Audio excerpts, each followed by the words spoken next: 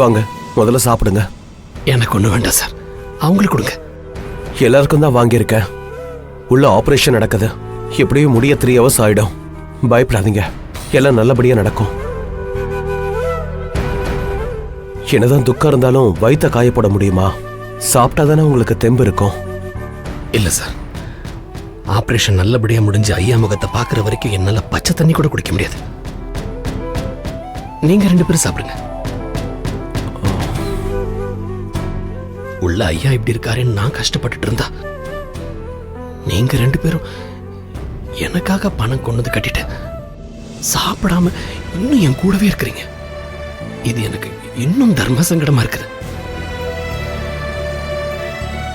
Sir, நான் தான் இங்க இருக்கேன். ஆபரேஷன் முடிஞ்சதும் நான் உங்க 2 பேருக்கு ஃபோன் பண்ணி தகவல் சொல்றேன். நீங்க 2 பேரும் இங்க இருக்க வேண்டாம். 2 பேரும் சாப்பிட்டுட்டு கிளம்புங்க.